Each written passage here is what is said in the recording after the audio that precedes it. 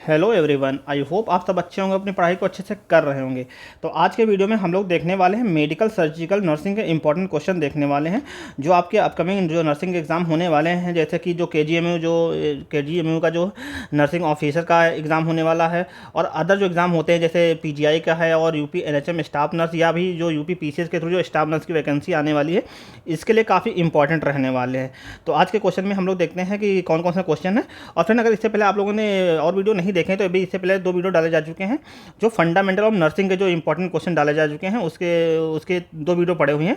तो आप लोग उन वीडियो को भी देख सकते हैं। और अगर आज का वीडियो आप लोगों को अच्छा लगे तो वीडियो को लाइक करें और चैनल को सब्सक्राइब और वीडियो को शेयर जरूर करें। तो देखते हैं आज के कौन कौन से इंपॉर्टेंट क्वेश्चन हैं। तो आज का जो पहला क्वेश्चन है, निम्न में से कौन सा प्रकार प्रकार का कैंसर पुरुषों में सामान्य है। तो जो मेल में कौन सा कैंसर नॉर्मली देखा जाता है सबसे ज़्यादा, तो इसके बारे में पूछा गया है। तो इसका जो करेक्ट ऑप्शन हो जाएगा, फुफ्फुस या फेफड़े का कैंसर जो है जो मेल्स में है सामान्यतः देखा जाता है। और जो फुफ्फुस कैंसर जो है मेल में जो है सामान्य तौर से ये सबसे ज़्यादा कैंसर देखा जाता है। और ये इस वजह से होता है क्योंकि जो मेल जो है ये स्मोकिंग करते हैं, जिसकी वजह से ये लंग्स कैंसर होने के चांसेस बहुत ज़्यादा होते हैं। तो इसके बारे में डिटेल देखते हैं। तो यहाँ पर इसके बारे में दिया हुआ है, फुफ्फुस कैंसर पुरुषों में सबसे सामान्य कैंसर है। जो जो जो लंग्स कैंसर है ये पुरुषों में सबसे सामान्य है। और इसी के साथ साथ प्रोस्टेट कैंसर और कोलोरेक्टल कैंसर पुरुषों में सामान्य, ये भी 2 प्रकार के कैंसर हैं। ये भी जो नॉर्मली देखा जाता है मेल में।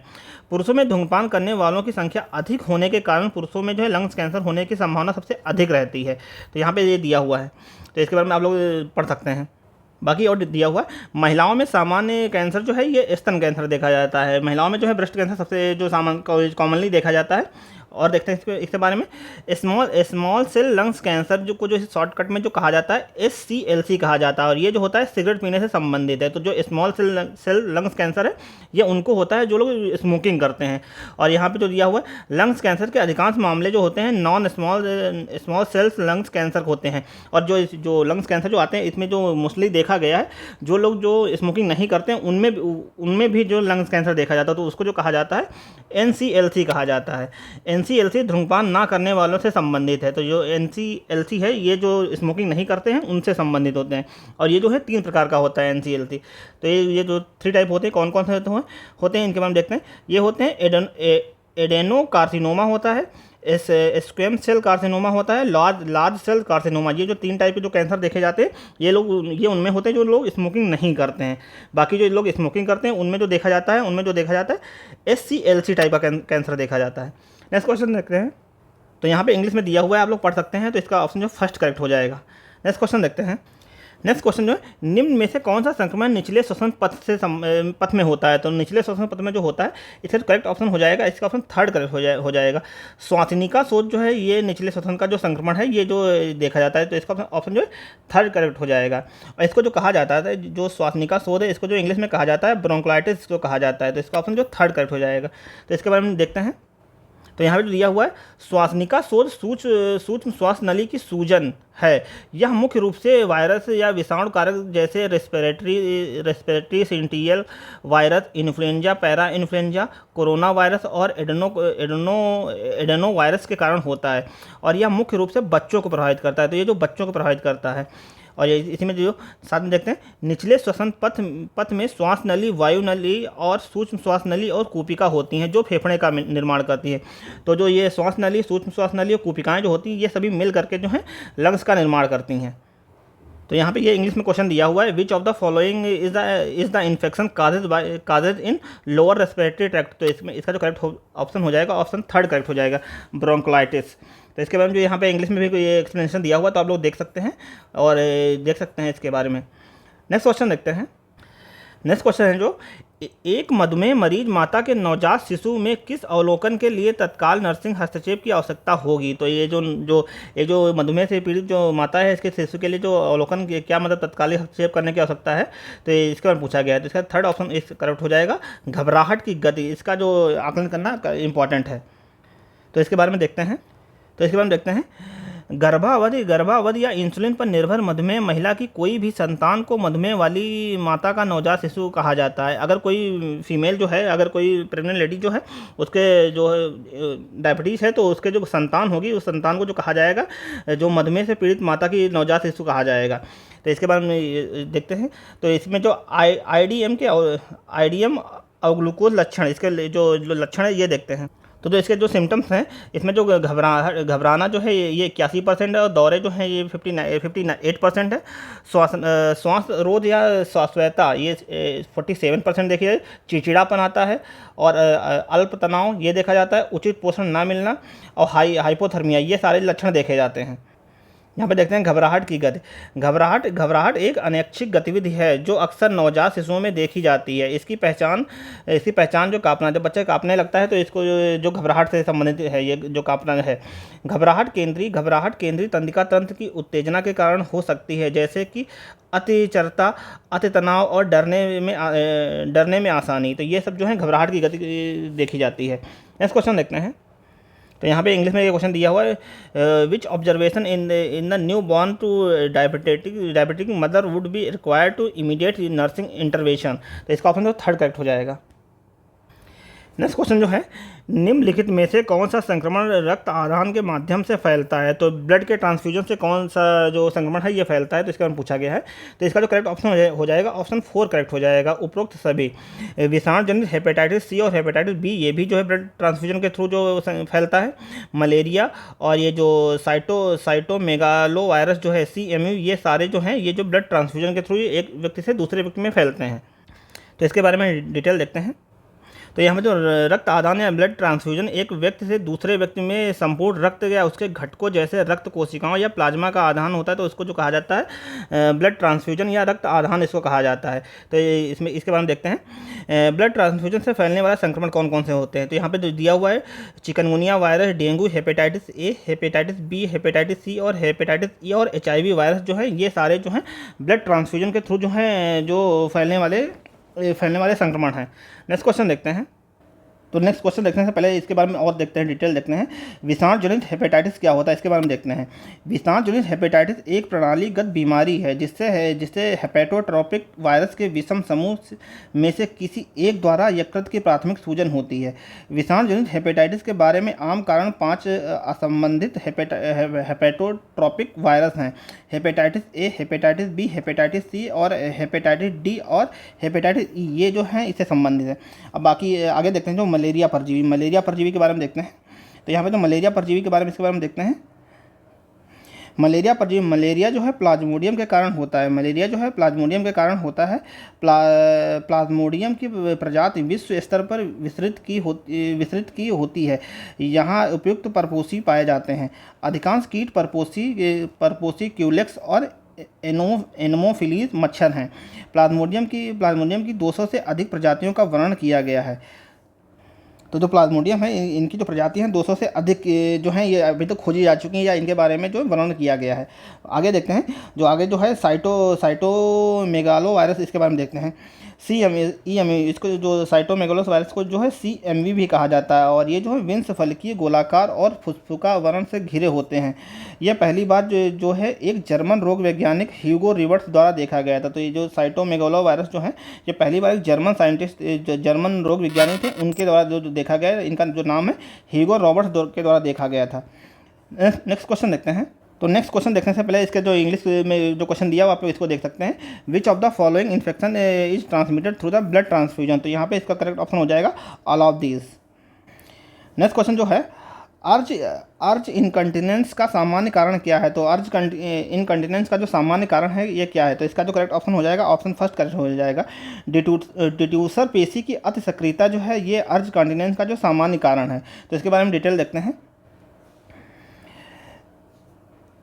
तो इसके बारे में देखते हैं, इनकंटिनेंस ऑफ यूरिन को मूत्र के अनैच्छिक पलायन के रूप में वर्णित किया गया है।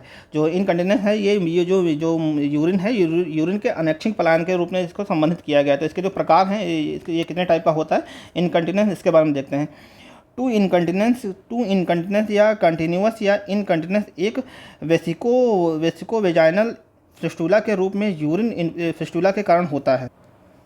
और सेकंड जो है फॉल्स इनकंटिनेंस या ओवरफ्लो इनकंटिनेंस, ब्लेडर के ओवर डिस्टेंशन या के बाद मूत्र का अनैच्छिक निकलना या शिथिल पेल्विक फ्लोर पेशी या परिणाम है। उदाहरण प्रसव के बाद और गंभीर और शल्य चिकित्सा के बाद की रुकावट। थर्ड जो है तनाव या रेस्टर इनकंटिनेंस, पेल्विक फ्लोर की मांसपेशियों के शिथिल होने के कारण ये होता है। जो ये जो है पेल्विक जो फ्लोर होता है इसकी जो मांसपेशियाँ शिथिल हो जाती है तब ये होता है। फोर्थ जो है urgency incontinence, detrusor instability over active bladder के कारण, ब्लैडर की मांसपेशियों की इंटरबिलिटी के कारण ये होता है। तो इन सब का जो मुख्य कारण होता है ये जो होता है, जो डायबिटीज होती है, यह मधुमेह, अल्जाइमर रोग, पार्किंसन रोग, मल्टीपल स्क्लेरोसिस या स्ट्रोक जैसी अंतर्निहित बीमारियों वाले रोगियों के लिए एक सामान्य हो सकती है। तो ये जो देखा जाता है इन कंडीशन, ये देखा जाता है जिनमें ये सब समस्याएं होती हैं उनमें ये देखा जाता है। इसके जो जोखिम या कारण क्या क्या हैं, कारक जो हैं इसके बारे में देखते हैं। इसका जो कारक है गर्भावस्था, रजोनिवृत्ति, जेनेटोरियल सर्जरी, पेल्विक पेशियों की कमजोरी, एम्बोलिटिस या उच्च प्रभाव व्यायाम या आघात, मूत्र पथ में उम्र से संबंधित परिवर्तन, तो ये सारे लक्षण देखे जाते हैं। नेक्स्ट क्वेश्चन देखते हैं। इससे पहले जो इसका जो इंग्लिश वर्जन है इसको देखते हैं। What is the common causes of the urge incontinence, इसका जो ऑप्शन करेक्ट हो जाएगा फर्स्ट करेक्ट हो जाएगा, over activity of the detrusor muscles, तो इसका ऑप्शन जो फर्स्ट करेक्ट हो जाएगा। नेक्स्ट क्वेश्चन देखते हैं। नेक्स्ट क्वेश्चन जो है ओलिगोरिया में मूत्र का आयतन होता है। तो ओलिगोरिया जो ये कंडीशन होती है इसमें जो मूत्र का जो आयतन होता है कितना होता है, तो इसका ऑप्शन जो है सेकंड करेक्ट हो जाएगा। मूत्र का जो आयतन होता है 400 मिली से कम होता है। तो इसके बारे में देखते हैं। तो इसके बारे में जो दिया हुआ, ओलिगोरिया मूत्र का सामान्य रूप से कम उत्पादन, वयस्कों में मूत्र उत्पादन जो है 400 ml पर दिन से जो कम होता है। अधिकांश नैदानिक स्थितियों में तीव्र ओलिगोरिया से प्रतिवर्ती होता है और इसके परिणाम स्वरूप आंतरिक वक्रपात नहीं होता है। ओलिगोरिया के कारण, इसके जो कारण क्या है इसके बारे में देखते हैं। तो निर्जलीकरण, मूत्र मार्ग में रुकावट, दवा जैसे मूत्रवर्धक और कुछ प्रतिजैवियों का प्रयोग करना, ये सारे जो हैं इसके कारण होते हैं। तो इसके जो लक्षण क्या क्या हैं इसके लक्षण देखते हैं। इसके लक्षण जो है सबसे मुख्य लक्षण जो है इसका है कम मूत्र उत्पादन, मूत्र का रंग सामान्य से गहरा होना, ये सारे जो इसके लक्षण होते हैं ओलिगोरिया के। नेक्स्ट क्वेश्चन देखते हैं। तो यहाँ पे इंग्लिश में दिया हुआ है the volume of the urine oliguria, तो इसका जो है less than 400 ml। Next question देखते हैं। नेक्स्ट क्वेश्चन जो है त्वचा पर विकसित हो रहे प्रेशर सोर के लिए जल्द से जल्द पहचान करने वाला संकेत एक स्थानीयकृत है डैश है। तो इसके बारे में पूछा गया है जो स्किन पे जो सोर उत्पन्न होता है इसके बारे में पूछा गया है। तो जो प्रेशर सोर है इसके बारे में पूछा गया है। तो इसका जो करेक्ट ऑप्शन हो जाएगा, जो इसका संकेत है इसका ऑप्शन सेकंड करेक्ट होगा। रंग में परिवर्तन जो है इसका मुख्य लक्षण है। तो इसके बारे में देखते हैं। तो जो डिटेल दिया हुआ है, एक प्रेशर अल्सर या प्रेशर सोर या डिस्ट्यूबिस अल्सर त्वचा और अन्य अंतर्निहित ऊतक के लिए एक है स्थानीयकृत चोट है, आमतौर पर लंबे समय तक अविश्वसनीय यदाब के कारण एक हड्डी प्रमुखता पर होती है। इसके जोखिम के जो कारण है जैसे घर्षण, कतरनी, बिगड़ी हुई संवेदी धारणा, बिगड़ी हुई शारीरिक गतिशीलता, मल और मूत्र असंयमितता और चेतना का परिवर्तन स्तर। और आगे देखते हैं जो बेड सोर होता है इसके जो स्टेप होते हैं, कौन कौन से इसके स्टेप होते हैं, जो फफोला पड़ता है इसके कौन कौन से स्टेप होते हैं। तो जो स्टेज फर्स्ट है, ये चरण जो फर्स्ट है, एक जोखिम में व्यक्ति को इंगित करता है और इसके त्वचा की केवल अधचर्म में एपिडर्मल परत शामिल होती है। त्वचा के मलिनीकरण और गर्मी दर्द द्वारा विशेषित और एडिमा भी मौजूद हो सकती है। तो ये है यहाँ पे जो स्टेप फर्स्ट में ये बताया गया है। स्टेप जो सेकंड है, बाह्य त्वचा एपिडर्मिस और त्वचा डर्मिस को नुकसान द्वारा विशेषित है। इस चरण में अल्सर को छाला या अपघर्षण के रूप में संदर्भित किया जा सकता है। और क्षेत्र ये जो जहाँ पे अल्सर होता है यहाँ पे जो क्षेत्र जो होता है गर्म लाल हो सकता है और सोर में साफ तरल पदार्थ निकलता है। जो फफोला होता है इसे जो तरल पदार्थ भी बाहर निकलता है। स्टेज जो थर्ड दी हुई है यह एक पूर्ण मोटाई हानि है। इसमें अत्वचीय चमड़े के नीचे की चर्बी दिखाई दे सकती है। इसे बाह्य त्वचा और अत्वचीय के ऊतकों की भागीदारी के रूप में वर्णित किया गया है। तो स्टेप जो फोर्थ है इसके बारे में है पेशियों, कंडरा और यहाँ तक कि हड्डी में सबसे गहरा विस्तार। इस मोटाई में अनावृत हड्डी, कंडरा और पेशियों के साथ हानि होती है। और यहाँ पे ये जो सारा कुछ संबंधित, ये जो जब बर्निंग होती है या जब स्किन जलती है तो उससे संबंधित है। तो इसकी जो जटिलताएं हैं ये देखते हैं क्या क्या है। सेलुलाइटिस, हड्डी और जोड़ों में संक्रमण और सेप्सिस है। निवारक और उपायों में से बार बार स्थिर परिवर्तन, त्वचा निरीक्षण, हवा के गद्दे जैसा दबाव से राहत देने वाले व्यायामों का उपयोग और पोषण शामिल हैं इसके बारे में। तो ये जो अभी स्टेजेस थी, ये फर्स्ट स्टेज में ऐसी कंडीशन आती है, सेकंड में ऐसी कंडीशन आती है, थर्ड में ये, और फोर्थ में जो है बिल्कुल ख़राब कंडीशन आ जाती है। तो ये यहाँ पे दिया हुआ है। नेक्स्ट क्वेश्चन देखते हैं। तो नेक्स्ट क्वेश्चन देखते से पहले इसका जो इंग्लिश में क्वेश्चन दिया हुआ है इसको देख लेते हैं। The earliest identifying sign of the developing pressure sore at the skin in localize. तो इसका जो करेक्ट ऑप्शन हो जाएगा change in colour. Next question देखते हैं। नेक्स्ट क्वेश्चन है, जब एक नर्स सर्जिकल हैंड हाइजीन कर रही हो तो उसे हाथ डैश रखने चाहिए। तो इसके बारे में पूछा गया है कि इसको हाथ कैसे रखने चाहिए। तो इसका करेक्ट ऑप्शन हो जाएगा ऑप्शन थर्ड, कोहनियों के ऊपर जो है इनको रखना चाहिए। तो इसके बारे में डिटेल देखते हैं। जैसे हम देखते हैं, सर्जिकल हैंड हाइजीन हाथों के सूक्ष्म जीवों को हटाने और मारने द्वारा विशेषित है। यह संक्रमण के प्रकार को रोकने और ओटी में रोगाणु रहित वातावरण बनाए रखने के लिए आवश्यक है। तो जो सर्जिकल हैंड हाइजीनिंग है ये काफ़ी इंपॉर्टेंट है। इसके बाद और देखते हैं, सर्जिकल हैंड वॉशिंग के जो निर्देश हैं ये वो देखते हैं क्या क्या है। तो यहाँ पे जो दिया हुआ है सर्जिकल हैंड वॉशिंग के निर्देश, काउंटेड ब्रश स्ट्रोक विधि का उपयोग करके कम से कम 5 से 10 मिनट तक हाथ धोएं। किसी भी छल्ले, घड़ी को निकाल दें और नाखूनों को भी छोटा रख करें। हाथ धोते समय सभी त्वचा जगहों, जोड़ों, नाखूनों आदि को साफ करने के लिए गोलाकार गति का उपयोग करें। साथ ही साथ हाथ धोते समय हाथों को कोहनियों से 2 इंच ऊपर हर समय रखना जरूरी है, क्योंकि यह जीवाणुओं से भरे साबुन और जल से हाथों को दूषित होने से बचाता है। तो यहाँ पे इसका ये जो इंग्लिश में क्वेश्चन दिया हुआ है तो आप लोग देख सकते हैं। तो इसका जो करेक्ट ऑप्शन हो जाएगा ऑप्शन थर्ड करेक्ट हो जाएगा। नेक्स्ट क्वेश्चन जो है, हेपेरिन के लिए प्रतिकारक या एंटीडोट क्या है। तो हेपेरिन के लिए प्रतिकारक एंटीडोट क्या है इसके बारे में पूछा गया। तो इसका ऑप्शन जो है फोर्थ करेक्ट हो जाएगा। प्रोटामाइन सल्फेट जो है ये हेपेरिन के लिए एंटीडोट है। तो इसके बारे में डिटेल देखते हैं।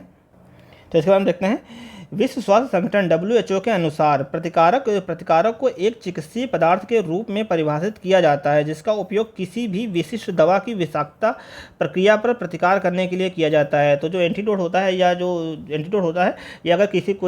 अगर मेडिसिन किसी रिएक्शन कर गई तो उसके जो असर को ख़त्म करने के लिए इसका प्रयोग किया जाता है। तो वही यहाँ पर बताया गया है। तो बाकी से की पॉइंट क्या क्या है वो देखते हैं। प्रोटामाइन सल्फेट हेपेरिन के लिए प्रतिकारक एंटीडोट है, जबकि हेपेरिन एक ग्लाइकोसामिनोग्लाइकेन है जो एक स्कंदन रोधक अर्थात रक्त को पतला करने का काम करता है, जो रक्त के स्कंदन को बनने से रोकता है। तो जो यहाँ पे जो प्रोटामाइन सल्फेट है ये जो है ब्लड की क्लॉटिंग को रोकता है। तो यहाँ पे बताया गया इसके बारे में। वही यहाँ पे जो दिया हुआ है इसका ऑप्शन 4 करेक्ट हो जाएगा। तो इसके बारे में इंग्लिश में जो क्वेश्चन दिया हुआ है इसका ऑप्शन 4 करेक्ट हो जाएगा, प्रोटामाइन सल्फेट। नेक्स्ट क्वेश्चन देखते हैं। नेक्स्ट क्वेश्चन जो है, 40 वर्ष की महिला को रात में मूत्र त्याग करने की बारंबारता बढ़ जाती है, यह क्या दर्शाता है। तो अगर कोई 40 वर्ष की जो फीमेल है उसमें जो रात में बार बार टॉयलेट जाती है तो यह क्या दर्शाता है। इसका ऑप्शन फर्स्ट करेक्ट हो जाएगा, रोगी को मधुमेह है ये दर्शाता है। तो इसके बारे में डिटेल देखते हैं। तो जो डिटेल दिया हुआ है, मधुमेह की विशेषता प्यास, मूत्र और भूख में वृद्धि है। मूत्र करने की इच्छा का बढ़ना निशामेह कहलाता है। यहाँ पे ये जो निशामेह दिया हुआ है इसको जो कहा जाता है नोच्यूरिया कहा जाता है। और यहाँ पे और आगे देखते हैं, पूरा एस्त शोध पुरस्तर ग्रंथ की सूजन है। एक महिला में यह संभव नहीं है। यकृत की समस्या में पीली त्वचा, भूख में बदलाव, उल्टी और पेट दर्द के लक्षण ये सारे शामिल हैं। मधुमेह अग्नाशय और इंसुलिन की एक स्थिति है। इंसुलिन की कमी से जो है अति ग्लूकोरक्तता या हाइपरग्लाइसीमिया इसको कहा जाता है। जब बॉडी में ग्लूकोज की कमी हो जाती है तो इसको जो कहा जाता है जब बॉडी में इंसुलिन की कमी हो जाती है या ग्लूकोज की कमी हो जाती है तो इसको जो कहा जाता है हाइपरग्लाइसीमिया कहा जाता है। और हाइपरग्लाइसीमिया में जो है प्यास, थकान, सिरदर्द और भूख के लक्षण पैदा हो जाते हैं। सोने से पहले तरल पदार्थ का सेवन सीमित करके निशामेह को कम किया जा सकता है। कि जो बार जो टॉयलेट जाने की जो जरूरत आवश्यकता होती है उसमें जो अगर पानी के मतलब तरल पदार्थ का अगर कम सेवन किया जाए तो इससे बचा जा सकता है। नेक्स्ट क्वेश्चन देखना है। तो यहाँ पर जो दिया हुआ है इसका करेक्ट ऑप्शन फर्स्ट हो जाएगा, patient is diabetic. Next question जो है, एक 30 वर्षीय वयस्क की 3 दिन पहले एक मोटर वाहन दुर्घटना हुई है, उसे वसा अंतःशल्य संलक्षण का पता चलता है, उस प्रकार के फ्रैक्चर की पहचान कीजिए और उसे हुआ है तो मतलब फ्रैक्चर की उसको पहचान कीजिए और उसे क्या हुआ इसके बारे में बताइए। तो इसका जो करेक्ट ऑप्शन हो जाएगा ऑप्शन फर्स्ट, उसको जो हुआ है उसका फीमर फ्रैक्चर हुआ है, इसका ऑप्शन फर्स्ट करेक्ट हो जाएगा। तो इसके बारे में डिटेल देखते हैं। तो इसके बाद हम देखते हैं अंतःशल्यता संलक्षण को जो है फैट एम्बोलिज्म सिंड्रोम कहा जाता है। तो इसमें जो है लंबी हड्डी के फ्रैक्चर के परिणाम स्वरूप ये होता है। फ्रैक्चर या क्रॉस इंजरी के शुरुआती शल्य चिकित्सकीय स्थितिकरण में FES विकसित होने का खतरा कम हो जाता है। यह शरीर के सूक्ष्म परिसंचरण तंत्र में वसाकणों की उपस्थिति है। वसाकण कोशिका सैया को नुकसान पहुंचाते हैं। तो इसके बाद हम देखते हैं इसका जो नैदानिक अभिव्यक्तियाँ क्या है, इसके बाद हम देखते हैं। इसमें जो है बुखार, फेटिकुलर रेस और सुस्ती, रेटिना का घाव, ये सारे जो इससे संबंधित है। तो इसका जो प्रबंधन जो किया जाता है, ऑक्सीकृत संतृप्त के स्तर का आकलन करें, ऑक्सीजन के जो है संतृप्त स्तर का आकलन करना चाहिए। अच्छा धमनी ऑक्सीकरण बनाए रखना चाहिए, जो ब्लड का जो ऑक्सीजन का लेवल है उसको अच्छा बनाए रखना चाहिए। सदमे को रोकना और अंतःवाहिका मात्रा बनाए रखना। यदि आवश्यक हो तो यांत्रिक सवातन या PEEP लेना। तो यहाँ पे जो है मैकेनिकल वेंटिलेशन का जो प्रयोग किया जाता है। नेक्स्ट क्वेश्चन देखते हैं। तो यहाँ पे जो इसका करेक्ट ऑप्शन हो जाएगा ऑप्शन फर्स्ट, फीमर फ्रैक्चर इसका जो करेक्ट ऑप्शन हो जाएगा। नेक्स्ट क्वेश्चन जो है, रोगी को अंतःशिरा पाइलोग्राम के लिए निर्धारित किया जाता है, निम्नलिखित में से कौन सा एक सही हस्तक्षेप होगा। तो इसका जो करेक्ट ऑप्शन हो जाएगा ऑप्शन थर्ड करेक्ट हो जाएगा। आयोडीन संवेदनशीलता का आकलन करना, ये जो है ये सही हस्तक्षेप होगा इसका। तो इसका ऑप्शन फर्स्ट करेक्ट हो जाएगा। तो इसके बारे में और देखते हैं। अंतःशिरा पाइलोग्राम एक एक्सरे प्रक्रिया है, इसमें मूल्यांकन के लिए आयोडीन डाई का उपयोग शामिल है। यह प्रक्रिया वृक्क, मूत्रवाहिनी और मूत्राशय और मूत्र में रक्त की उपस्थिति का आकलन करती है।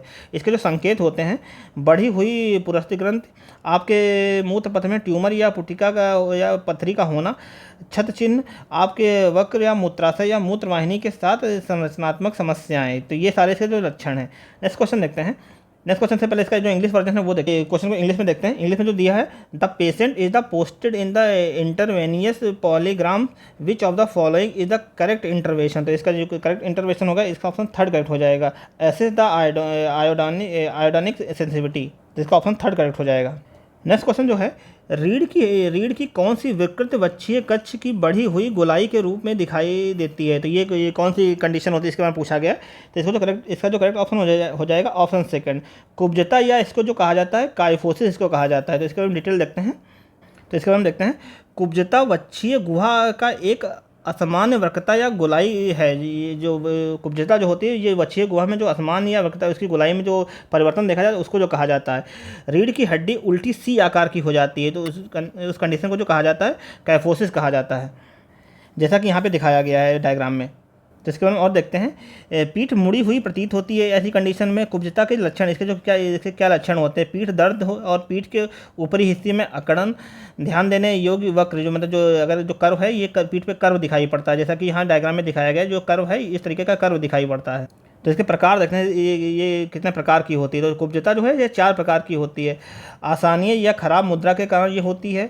वायु से संबंधित वृद्धावस्था में हड्डियों का घनत्व जो है, ये जो डेंसिटी है ये हड्डियों की कम हो जाती है, इसकी वजह से होती है।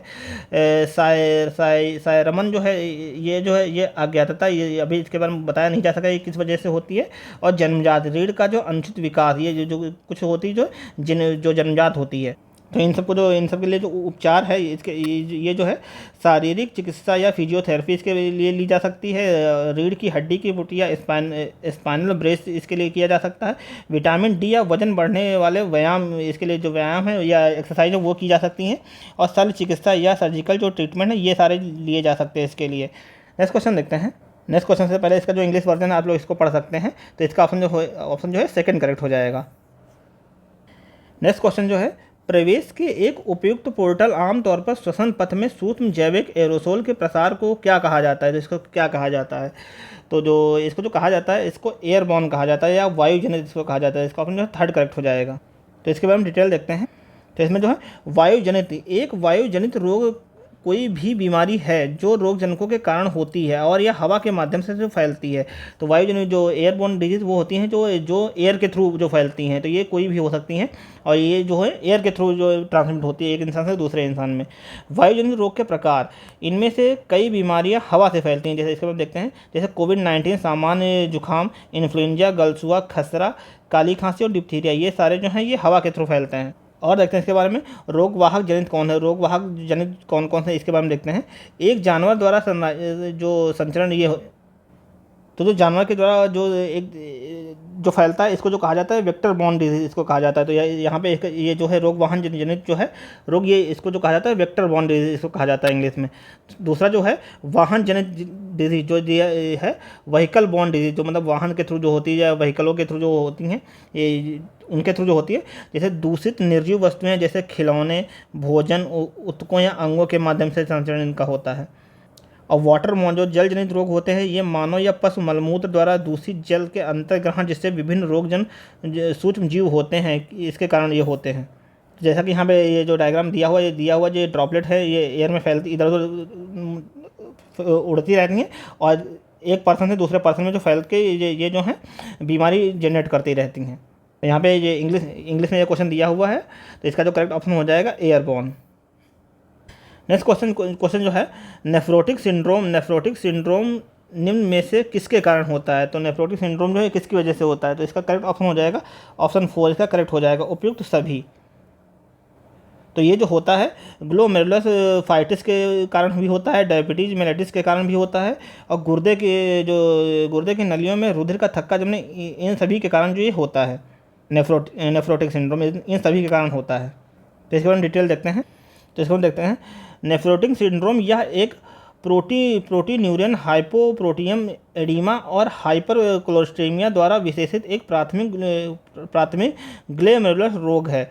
नेफ्रोटिक सिंड्रोम के कारण, इसके जो कारण क्या क्या हैं, मेम्ब्रेन्स नेफ्रोपैथी, ग्लोमेरुलर फाइटिस, एमिलाइडोसिस, गुर्दे की नलियों में रुधिर का थक्का जमना, डायबिटिक किडनी डिजीज़, ये सारे जो हैं इसके कारण हैं।